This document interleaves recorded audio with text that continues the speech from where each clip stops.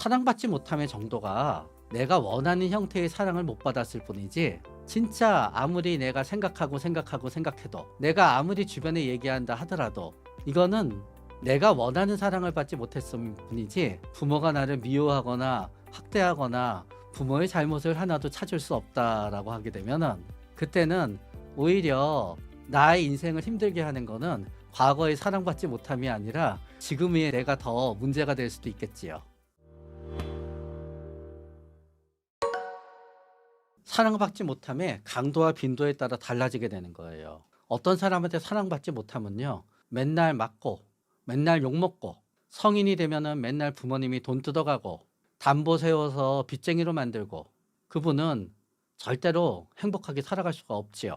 그렇기 때문에 사랑받지 못함의 제일 극단적인 분류, 누가 보더라도 이거는 학대라고 인정받고, 내가 내 살아왔던 경험을 갖다 가서 나라고 얘기 안 하고 "이런 사람이 진짜 있어요." 했더니 옆에서 "경찰에 빨리 고발해야 돼요." 할 정도의 경험을 가지시고 고통을 받았다. 그러면은 저는 그분들은 삶을 살면서 계속 많은 고통에 시달리게 될 가능성이 있다고 생각이 돼요. 그러나 그분들도 행복하고 괜찮을 때는 그렇겠지만, 뭔가 고통에 빠질 때마다 다시 옛날의 고통으로 돌아가서 옛날의 고통이 지금의 고통을 만든 것처럼 이제 느껴지면서 더욱더 괴로워하게 되겠지요. 그러나 사랑받지 못함의 정도가 내가 원하는 형태의 사랑을 못 받았을 뿐이지, 진짜 아무리 내가 생각해도, 내가 아무리 주변에 얘기한다 하더라도 이거는 내가 원하는 사랑을 받지 못했을 뿐이지, 이거는 부모가 나를 미워하거나 학대하거나 부모의 잘못을 하나도 찾을 수 없다라고 하게 되면은, 그때는 오히려 나의 인생을 힘들게 하는 거는 과거의 사랑받지 못함이 아니라 지금의 내가 더 문제가 될 수도 있겠지요. 예를 들어서 우리는 살다가 보면은요, 무한대의 기대치를 가지면서 사는 사람들이 있어요. 친구를 만나더라도 항상 모든 친구들은 나한테 무조건 잘해줘야 된다는 무한대의 기대치를 가지면서 살아요. 그리고 가게에 가더라도 점원은 항상 나한테 친절해야 된다는 무한대의 기대치를 갖고 살아요. 결혼을 하더라도 배우자는 항상 나한테 완벽하게 충실해야 된다는 무한대의 기대치를 갖고 살아요. 자식을 낳더라도 자식은 나를 무한 존경해야 된다는 무한대의 기대치를 갖고 살아요. 그런데 그렇게 무한대의 기대치를 갖고 사는 분들은요, 5살, 6살, 7살 때부터 부모에 대해서도 무한대의 기대치를 가지면서 살아요. 아까 얘기한 학대받은 사람의 정반대인 거지요. 누구도 그 사람을 갖다 그 사람이 원하는 정도로 완벽한 사랑을 해준다는 게 불가능해요. 그러니까 그분들은 앞으로 살아가면서 과거에도 그렇고 현재에도 그렇고 미래에도 그랬고요, 나는 제대로 된 사랑을 받아본 적이 한 번도 없다라고 하면서 살게 돼요. 그분들은 계속 불행하게 되지요. 그런데 우리 대부분은 사실은 이 사이의 중간에서 왔다 갔다 하게 되는 거예요.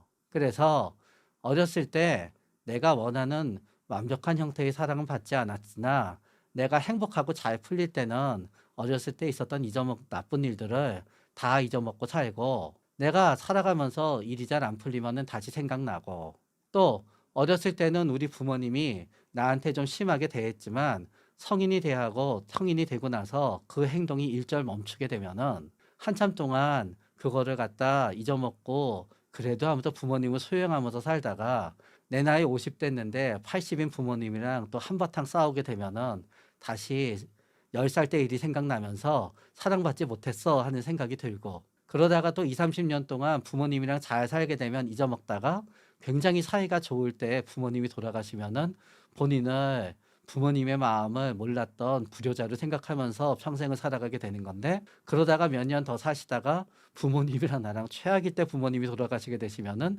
또 다시 나는 평생 제대로 된 사랑을 받아보지 못했어 라면서 살게 되고, 그 중간에서 우리는 왔다 갔다 하면서 살게 되지요. 그러니까 바꿔 말하면 이런 거예요. 객관적으로는 완벽한 사랑을 받았음에도 불구하고 본인은 제대로 사랑받지 못하면서 살았다는 사람도 있을 수 있는 거예요. 객관적으로는 엄청 학대를 받으면서 살았음에도 불구하고 어려서 나이가 들어서는 그래도 우리 부모님은 최선을 다했어 라면서 살아가는 사람도 있는 거예요. 네, 현재가 행복하면은 대체적으로 과거는 잊어먹고 살아요. 평생 불행한 일만 생각하고 살았다고 하지만 내가 불행했던 일을 생각하는 날을 뽑아 보면은요. 절대로 365일 365시간 365일 24시간일 수가 없어요. 우리는 현재가 과거를 지배하기 때문에요. 지금 부모님하고 사이가 나빠지면은요. 평생 나빴던 거로 생각이 돼요. 그렇기 때문에 현재가 행복하고 만족스럽잖아요. 우리는 불행한 과거에 대해서 대체적으로 별로 생각하지 않아요. 그러다가 보니까 말도 안 되는 착각마저 하지요. 나의 불행한 과거가 현재의 나를 있게 했다고 합리화를 하기도 하는 거예요. 사실은 그 불행한 과거가 아니었으면 더 행복하게 더 크게 성공했을 거예요. 그렇기 때문에 과거로 돌아가서 과거에 무슨 뭐 심리 치료를 하고 뭐를 해서 그거를 끝으로 갖다 볼 수 있는 게 아니라요. 그냥 행복한 현재가 불행한 과거를 생각을 덜 나게 하는 거예요. 옛날에는 기억이라고 하는 게 무슨 그 세포 하나하나마다 A 기억, 엄마 기억, 아빠 기억, 내 5살적 기억, 내 10살적 기억, 그렇게 우리가 저장돼 있다고 생각할 때가 있었어요. 그런데 기억이나 팔뚝이나 별로 차이가 없는 거예요. 팔을 당기면은 몇 개의 근육이 움직여서 전기 자극이 있으면 팔이 확 움직이지요. 그러다가 팔을 딱 펼치면은 그 동작과 자세는 없어지지요. 뇌도 마찬가지예요. 수천 개, 수만 개가 서로 동시에 자극을 받잖아요. A라는 생각을 하게 되는 거예요. 그러다가 그 자극이 전부 없어지잖아요. 그런 다음에 이제 저쪽 국내에 가서 빠자작 자극이 있게 되잖아요. B라는 생각을 하는 거예요. B라는 생각을 하는 동안은 A라는 생각은 없어요. 그런데 많이 한 동작을 잘하게 되듯이요. 세포들이 반복적으로 흐름을 갖고 톡 건드리면 나타나는 생각과 흐름이 있게 되는 거예요. 그래서 맨날 보는 사람은 빨리 생각나는 거고 30년 동안 안 보던 사람은 천천히 있어야 생각나는 거예요. 맨날 고등학교 때는 외우던 공식도 나이가 50살이 되면 전부 잊어먹는 거고요. 그렇기 때문에 우리가 결국은 재밌게 살고 행복하게 살고 좋은 거를 많이 하게 되면은 건드려지면 그게 자꾸 떠올려지니까 불행한 거는 생각이 안 나게 되는 거고 불행한 거를 자꾸 캐고 남한테 얘기하고 하는 게 어떻게 생각하면은 치료가 될 수 있지만 어떻게 생각하면은 불행이 증폭되기에 가장 좋은 조건을 나 스스로 만드는 거예요. 그런데 생각이라고 하는 거는 결국 또 다른 비유를 들면은 비가 내리는 거와 같아요. 눈이 내리는 조건이 하늘에 딱 주어지게 되면 눈이 내리지요. 비가 내리는 조건이 딱 주어지면 비가 내리지요. 똑같아요. 우리 뇌가 불행한 생각이 많이 들 수 있는 조건이 딱 주어지게 되면은 계속 나쁜 생각만 드는 거예요. 그래서 뭐 하나 성공하면 계속 잘한 생각만 드는 거고요. 뭐 하나 실패하면 전부 실패한 생각만 드는 거예요. 그래서 그게 자꾸 나도 모르게 나쁜 생각을 하게 되는 조건이 일정 기간 몇 달, 몇 년이 계속 가잖아요. 그래서 그때가 우리가 우울증이 되는 거예요. 그때는 우리가 날씨를 갖다 자꾸 비가 안 내리면은 일부러 인공 강우를 갖다 만드는 거에 반대로 그때는 약을 먹어서 비 내리듯이 축축하게 계속 나쁜 생각만 하게 하는 내 뇌를 갖다 한번 바꿔줘야 되는 거지요. 우울증은 어떻게 생각하게 되면은 행복한 사람도 오고요. 불행한 사람도 와요. 우울증에 걸리지 않을 사람은 없어요. 그러나 사실은 우울증에 걸리는 사람은 진짜 죄송하지만 좀 뇌에서 정해져 있는 부분이 있는 건 맞아요. 전 국민의 한 60에서 70%는 N시간에서 우울증에 걸리지 않는 뇌를 갖고 있어요. 적게는 20, 많게는 40%, 평균 30% 내외는 우울증에 걸리게 돼요. 그런데 때때로는 모든 만사가 일이 잘 풀리는데 왜 이렇게 의욕이 없지? 왜 이렇게 기운이 없지? 왜 이렇게 재밌는 게 없지?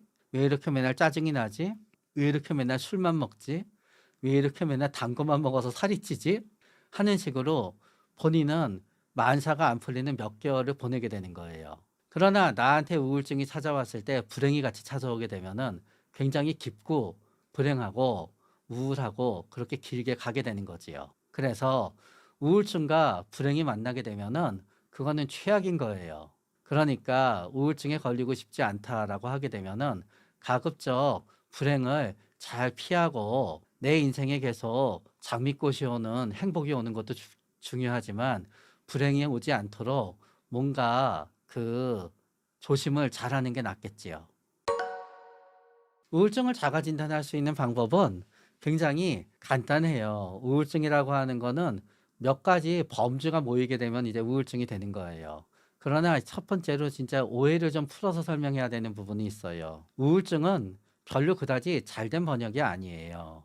우울증은 그다지 좋은 번역이 아니에요. 우리가 자가 진단에서 우울증을 놓치는 이유는 우울증이 잘못된 번역이기 때문에 우울하지 않은 우울증이 너무 많아서 그래요. 영어로 우울증은 디프레션이에요. 푹 꺼지는 거예요. 푹 꺼지는 거. 실제로 압력을 좀 빼자. 프레셔를 빼야 되니까 디프레션이에요. 경기가 압력이 너무 올라가서 쫙 올라가잖아요. 인플레이션이에요. 물가가 빠지면 디플레이션이지요. 계속 경기가 침체되면 디프레션이에요.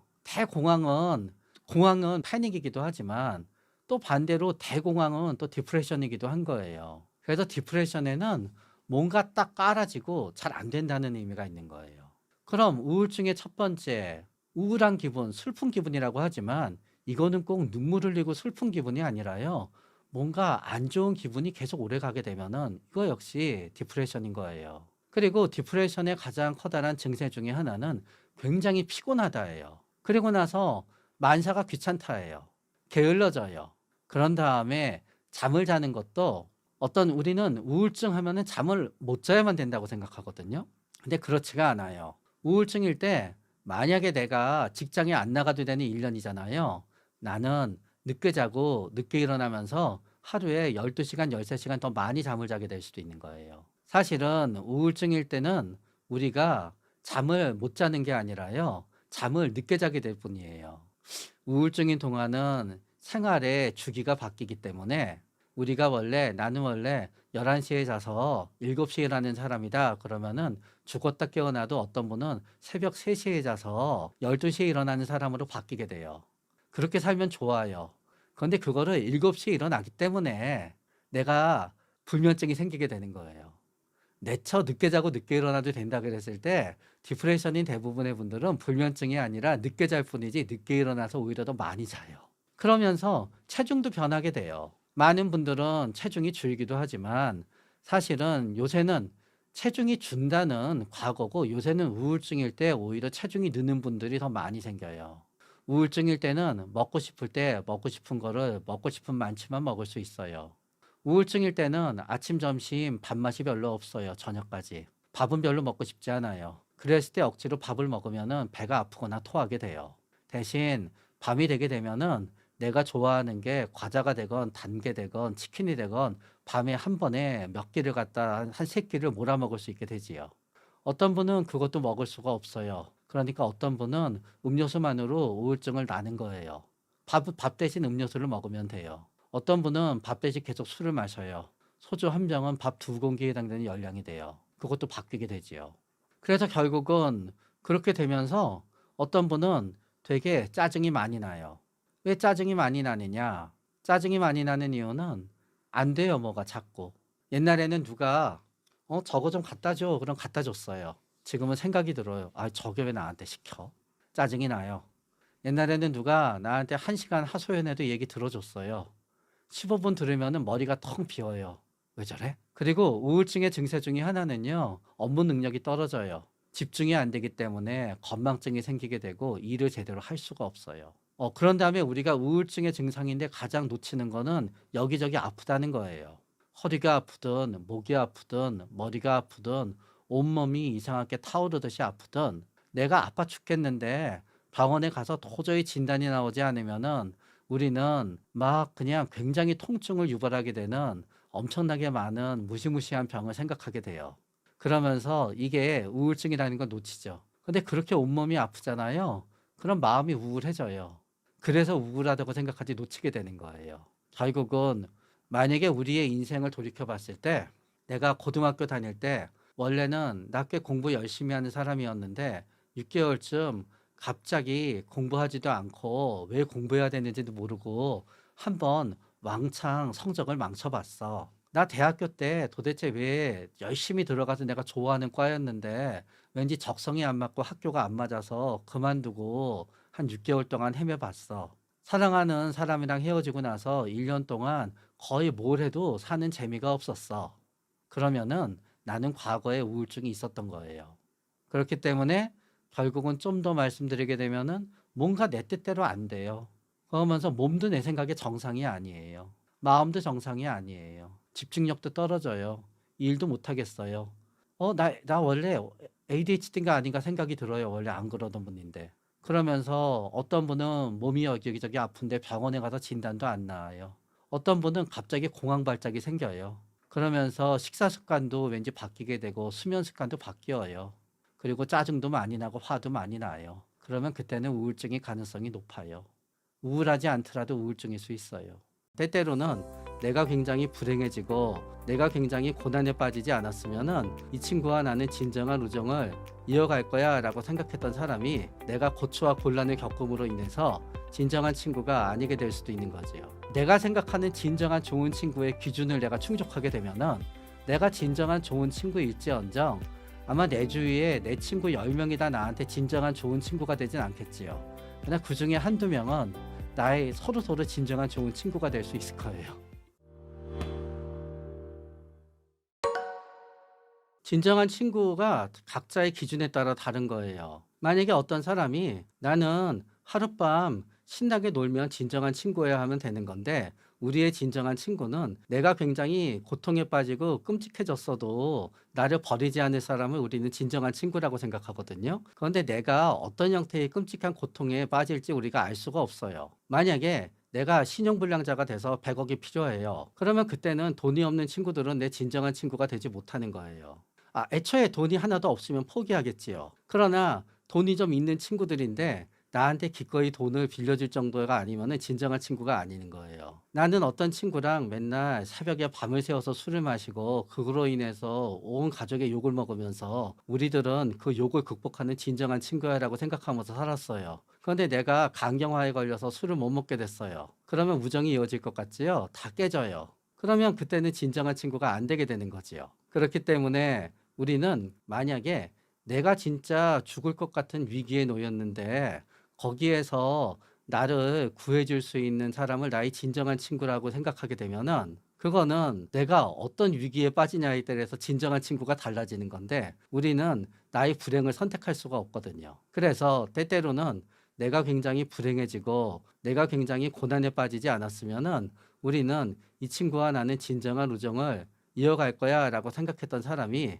굉장히 내가 고초와 곤란을 겪음으로 인해서 진정한 친구가 아니게 될 수도 있는 거지요. 내가 63살에 63살에 죽었으면은 진정한 친구로 끝날 수 있었는데 내가 한 5년 더 살아서 진정한 친구가 아니라 싸우게 끝날 수도 있는 거지요. 그 친구하고는 63살까지 진정한 친구였던 거예요.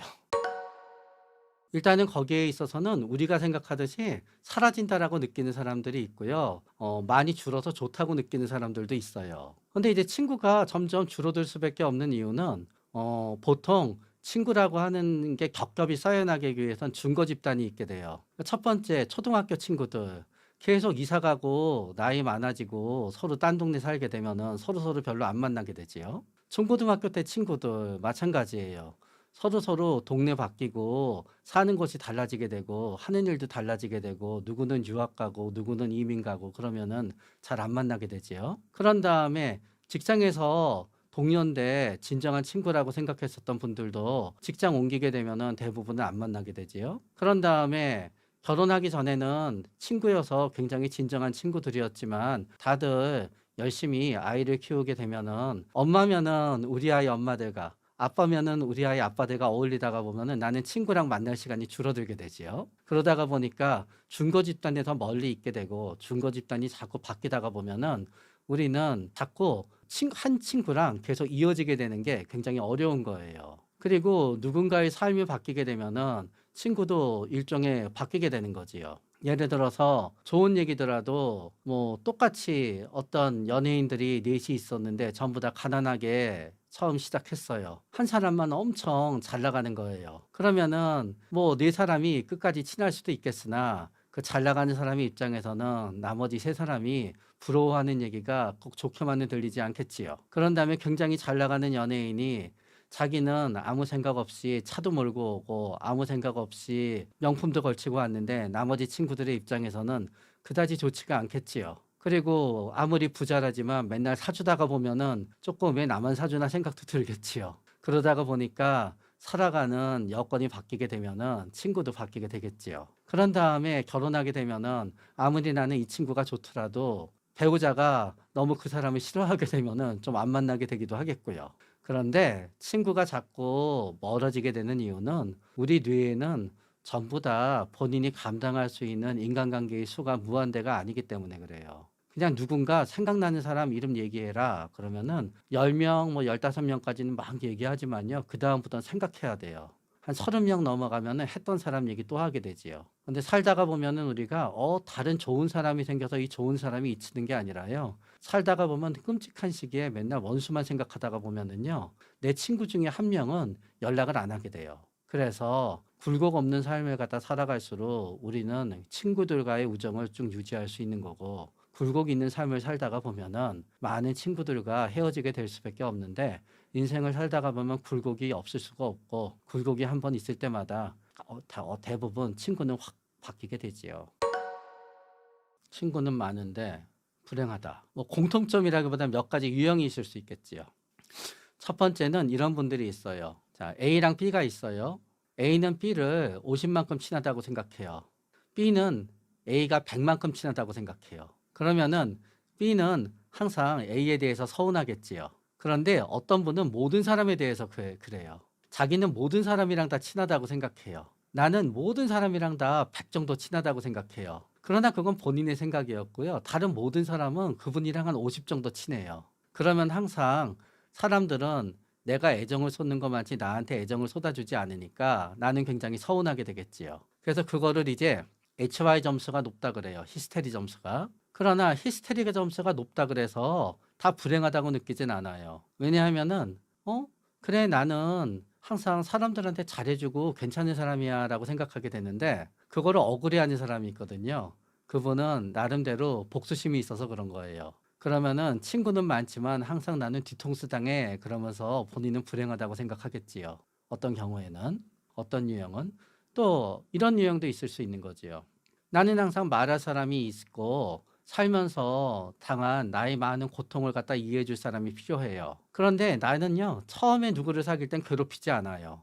그런데 그 사람을 한 3달 사귀면은 난 항상 그 사람을 괴롭히기 시작해요. 과거에 나를 괴롭혔던 사람들의 얘기를 하면서. 그럼 이 사람도 그거 얘기를 듣다가 질리기 시작해요, 이제. 그러면 그러는 거지요. 항상 난 처음에 너무 잘해주는데 마음을 열고 얘기를 하면은 항상 사람들이 나를 버리고 돌아다닌다고. 그러나 또 반대로 이런 분도 있지요. 진짜 착해요. 진짜 겁도 많아요. 그런데 조금은 왠지 빨리빨리 눈치채지 못하고 조금은 판단력이 떨어져요. 그러면 사람들은 계속 그 사람을 갖다 이용할 테니까 그분은 친구는 많지만 불행하지요. 그 사람을 이용하기 위해서 친구는 주변에 많지만 결국은 다 그 사람을 이용하는 사람들이 되지요. 만약에 아버지가 물려줘서 돈이 한 1,000억은 되는데 굉장히 판단력이 떨어져요. 그리고 누가 얘기해주고 재밌는데 신나는데 데리고 가면 너무 좋아해요. 그러면 사람들은 그러나 그 사람이 전혀 다른 사람한테 호감을 주지 못하는 사람이에요. 판단력도 떨어지고. 그러면은 결국 그분들은 친구들을 사귀게 되면 친구들은 다 원하는 바에 돈을 갖다 쥐고 나면은 다 이제 그 사람을 안 만나려고 하겠지요. 그럼 그분은 계속 불행해지겠지요. 나이 들수록 인간관계에 집착하게 되면 어떻게 되느냐가 아니라 나이 들수록 인간관계에 집착하게 됐다는 게 벌써 상황이 굉장히 엉망이 됐다는 걸 의미해요. 집착한다는 거는 대신할 수 없다는 거예요, 그 사람이. 만약에 어떤 사람이 나이가 들었는데 내가 A라는 사람이 나랑 멀어지게 되면은 B나 C나 D를 갖다 도저히 사귈 수 없을 것 같아요. 그러면 A한테 집착하게 되겠지요. 그거는 B나 C나 D나 다른 사람을 사귈 수 있는 능력이 나한테 없어졌다는 거니까 벌써 큰일이지요. 나이가 들었는데 나는 머리에서 발끝까지 다 누가 나를 도와주지 않으면 못 버티는 사람이에요. 그래서 사람들이 전부 다 나를 좀 도와주다가 다들 달아나요. 그런데 마지막 남은 사람이 달아난대요. 그럼 앞으로 다 내 손으로 해야 되지요. 도저히 못할 것 같지요. 벌써 내가 상대방의 도움이 없으면 살아갈 수 없는 사람이 됐다는 게 벌써 문제가 되는 거지요. 남녀 사이에는 또 이런 경우가 있어요. 어떤 사람이 있는데 내가 아무리 생각해도 지금 한 몇 번 만나지도 않았어요. 그냥 서너 번 만난 거예요. 난 평생 저렇게 괜찮은 사람을 다시 내가 만날 이유가 없어요. 그러면 이분은 저 사람이 아니면은 저 사람 정도 되는 사람을 못 만나니까 엄청 쫓아다니겠지요. 비슷하게 만약에 내가 그래도 나는 이렇게 이 정도 되는 사람을 알고 있어. 나는 진짜 별거 아니지만 나는 이런 사람을 알고 있어. 라는 게 내가 살아가고 자존감의 유일한 원천이면은 그 사람이 없어지게 되면 큰일이지요. 그렇기 때문에 누군가에 집착하게 됐는데, 어? 집착 당하는 사람이 그냥 가만히 좋아해서 가만히 있어주면 아무 문제가 없는 거지요.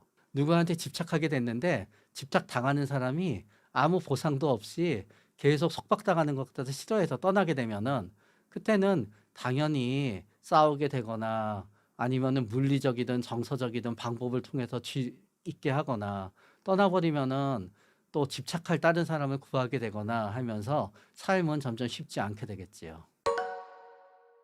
일단은 혼자 있을 수 있는 능력이 굉장히 탁월해요.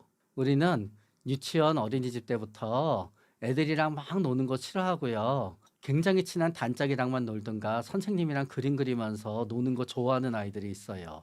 그런 다음에 중고등학교 때도 뭐 4명씩 까르르 까르르 몰려다니지 않고 사실은 마음속으로는 학교처럼 싫은 데가 없는 사람들이 있어요.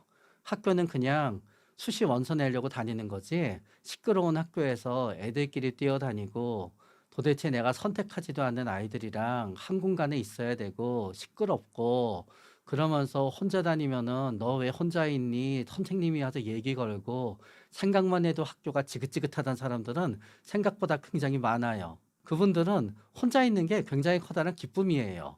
그러나 친구가 없으면은 마치 이상하다고 생각하는 세상, 친구가 없으면 마치 이상하다고 생각하는 부모, 있다가 보니까 그냥 어쩔 수 없이 친구 하나쯤은 있어야지 하고 있었던 거지요. 그러나 그분들은 친구 없어도 혼자 있으면 이것저것 하고 좋아요. 그래서 그런 분들은 닷새 일하잖아요. 이틀은 방에서 꼼짝도 안 하고 혼자 있어야지 밸런스가 맞아요. 그래도 혼자 있을 수 있는 능력이 굉장히 탁월해요.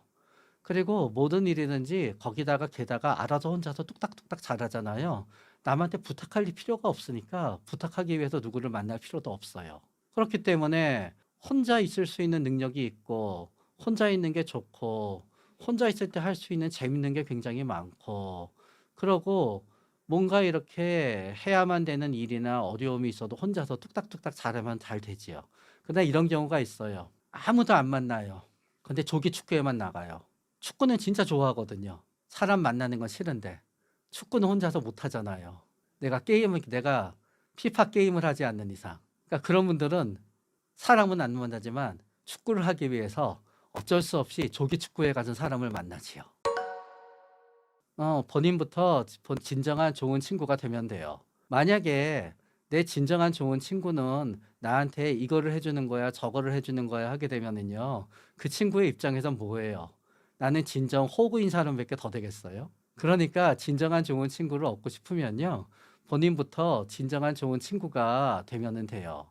그런데 그런데 뭐가 하냐는 항상 나에게는 진정한 좋은 친구가 없어. 나에게는 진정한 좋은 친구가 없어 하면서 항상 어려움이 있을 때마다 진정한 좋은 친구가 나타나서 자기를 갖다 구해주기를 바란다라고 생각하게 되면은요. 그분의 친구의 입장에서는 과연 그분이 진정한 좋은 친구가 되지는 못할 거예요. 그렇기 때문에 내가 생각하는 진정한 좋은 친구의 기준을 내가 충족하게 되면은 내가 진정한 좋은 친구일지언정 아마 내 주위에 내 친구 10명이 다 나한테 진정한 좋은 친구가 되진 않겠지요. 그러나 그 중에 한두 명은 나의 서로 진정한 좋은 친구가 될 수 있을 거예요. 말이 많은 사람들은 항상 말할 사람을 갖다 필요로 해요. 그래서 계속 말할 사람들을 쫓아다니게 되지요. 외향적이고 적극적인데 부정적인 분들이 있어요. 이분들은 말을 하면서 꼭 누구 흉을 보거나 사람들한테 하기 싫은 잔소리를 하지요. 사람들은 그 사람을 자꾸 기피 대상으로 여기게 되지요. 그러나 모든 사람이 말할 사람이 없다고 외롭다고 느끼는 건 아니에요. 그리고 아무리 친해졌다 그러더라도요, 그 사람에 대해서 시기하고 질투하는 마음이 들 때 그거를 다이렉트하게 드러내는 것도 별로 좋지는 않아요. 아무리 친해지더라도요, 상대방이 들어서 싫어할 것 같은 얘기는 가급적 안 하는 게 낫지요. 네, 정신건강의학과 전문의 최명기입니다. 오늘 만나 뵙게 되어서 반갑습니다.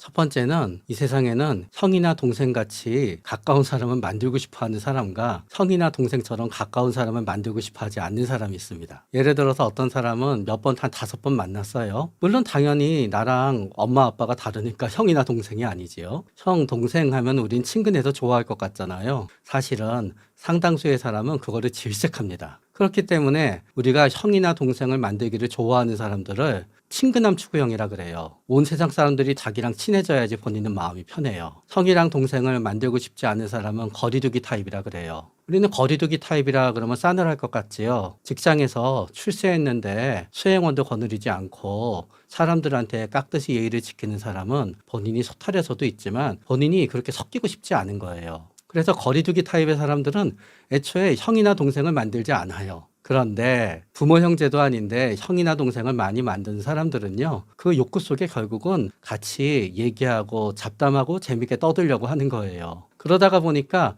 이런저런 얘기를 계속해서 하게 되는 거지요. 그러나 그 중에서도 또 그분들이 이렇게 비밀을 얘기하게 되는 데는 몇 가지 이유가 있는데요. 그 중에 가장 흔하면서 우리가 간과하는 이유는요, 할 말이 없을 때 그래요. 자, 이제 얘기를 하다가 보면은 자신에 대해서 다 얘기하게 돼요. 멈추면 되거든요. 말하고자 하는 본능을 멈출 수가 없는 거예요. 그러니까 얘기하게 되는 거지요. 그러면서 상대방이 나름대로 깊은 비밀을 얘기하잖아요. 그러면 나도 얘기할 비밀이 있는데 굉장히 얘기해서는 안 되는 비밀이에요. 그럼 얘기 안 하면 되잖아요. 상대방이 얘기하니까 본인도 왠지 얘기하고 싶어져요. 어떻게 생각하면 공감이고요. 어떻게 생각하면은 그냥 탁구 같은 거예요. 예를 들어서 우리가 좋게 얘기하면은 공감이고 나쁘게 얘기하면은 나한테 네 인생에 이렇게 커다란 비밀이 있다고 나한테 얘기해 준 거야. 나도 너에 못지않은 커다란 비밀이 있는 걸 얘기해 줘야지 하다가 보니까 그러는 거지요. 결국 충동성이 되는 거예요. 그러나 이거와 또 다른 부분도 있을 수 있어요. 어떤 부분이냐? 이거는 사실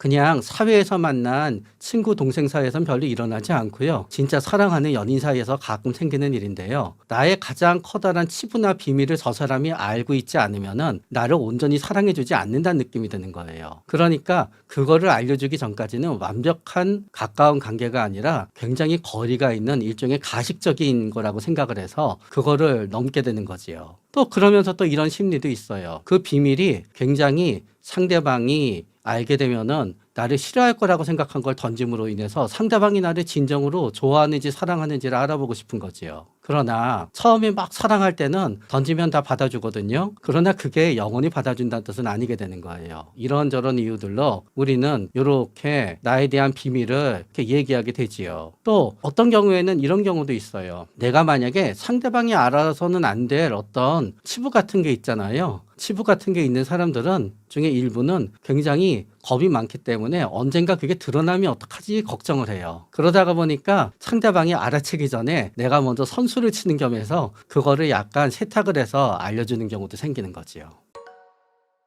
대부분의 분들은 ADHD예요. 우리는 ADHD는 성인 ADHD가 있는 줄 알지요. 중년 ADHD도 있고요. 노년 ADHD도 있어요. 왜냐하면 성인 ADHD는 어렸을 때 갖고 있었던 ADHD 성향 중에 통계적으로는 대부분에서 없어지는 성향인데 본인은 없어지지 않는 거예요. 그래서 과잉 행동이라고 하는 거는 계속 뭔가 끊임없이 하는 거지요. 그러나 성인의 과잉 행동은 어렸을 때처럼 앉아있지 못하고 돌아다니는 거로 나오지 않아요. 끝없이 사업을 하기, 끝없이 물건을 사기, 끝없이 뭔가 일을 벌이기, 그리고 거기 중에 하나는 끝없이 말을 하기예요. 그렇기 때문에 성인 ADHD인 사람들은 계속 말을 많이 해요. 거기에다가 성인 ADHD의 두 번째 성향은 충동성이에요. 충동성이다 그러니까 우리는 누구를 때리고 그러는 걸 생각하지요? 아니에요. 충동성은 그냥 욱해서 하는 게 충동이에요. 그 욱해서 하는 게 좋을 때도 있어요. 길 가는 사람이 쓰러져 있으면 빨리 뛰어가서 심폐소생술을 해주기. 그분들한테 왜 그랬어요? 그러잖아요. 그분들은 잘 모르겠어요. 내 몸이 움직였어요. 그래요. 경찰관이나 소방관이 시민을 구하기 위해서 목숨을 던질 때, 자, 그분들한테 물어보잖아요. 그 중에 어떤 사람도 이걸 하면 승진이 될 것 같아서 했어요. 이거를 하면 훈장을 탈 것 같아서 했어요가 아니에요. 나도 모르게 했어요예요. 그게 충동성이에요. 그래서 참을성이 없어요. 하고 싶은 건 빨리 해야 돼요. 결국은 하고 싶은 말은 전부 다 해야 돼요. 그리고 충동성은 게임을 하다가 1시간만 해야지 하고 2시간을 하는 게 충동이듯이 한번 얘기하면 멈추지 못해요. 그러면서 ADHD의 세 번째 특징이 있죠. 부주의예요. 멋지게 얘기하면 부주의지만요. 결국은 눈치가 없어요. 어렸을 때를 보면은 어떤 아이들은 애들이 다 떠들다가 선생님이 올 듯 하면 슬금슬금 말을 안 해요. 그런데 어떤 아이들은 꼭 선생님이 올 때까지 얘기하다 걸려요. 그러면 그 학생들의 억울한 마음도 이해는 가지요. 다 같이 떠들었는데 왜 나만 갖고 그래요. 자, 우리는 주변 사람들이 재미없어 하는 것 같으면요, 알아서 그 얘기를 덜 해요. 그런데 눈치가 없으면 계속해요.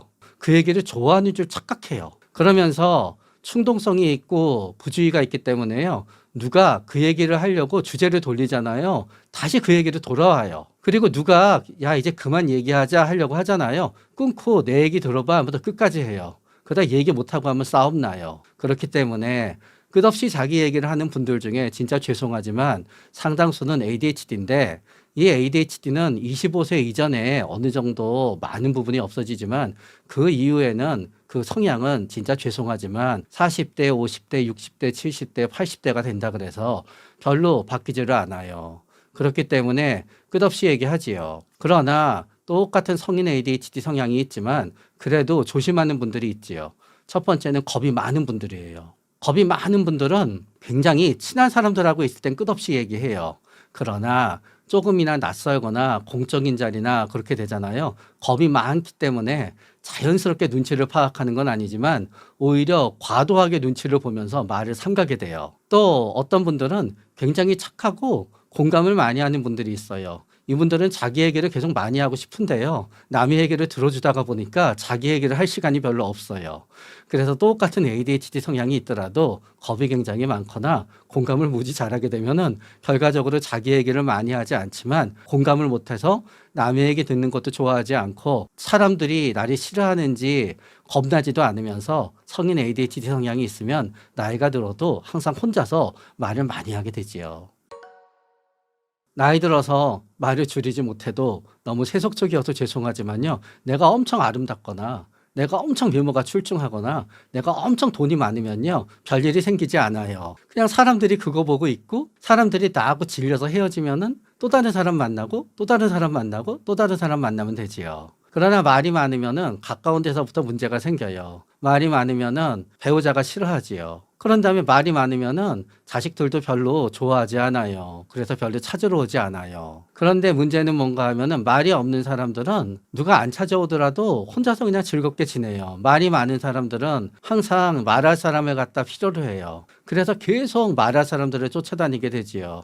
그래서 계속 끝없이 모임에 나가고 친구의 친구를 만나고 하게 되는데 이제 그렇게 되지요. 그러나 혼자서 말을 많이 한다 그래서 사람들이 다 싫어하게 되느냐? 꼭 그렇지는 않아요. 혼자서 말을 많이 하지만 진짜 재미있게 혼자서 말을 많이 한다 그러면은 어느 정도 이상 지겹긴 하지만요, 들어줄만 해요. 혼자서 말을 많이 하지만 진짜 얘기하는 걸 보면은 사람들이 잘 모르는 것만 얘기해요. 그래가지고 그 사람이랑 나는 100번을 만났는데 100번 다 다른 걸 얘기하고 있어요. 재밌는 거를. 그러면 때때로 어떤 사람은 그 사람한테 그 사람을 만나는 이유 자체가 그 사람의 얘기를 듣기 위해서 만나요. 그러면 별일이 생기지 않아요. 근데 문제는 이런 분들이 있는 거죠. 자꾸 사람이 필요로 하다 외향적인 거지요. 말이 많아요. 나름대로 말이 많다는 점에서 적극적이지요.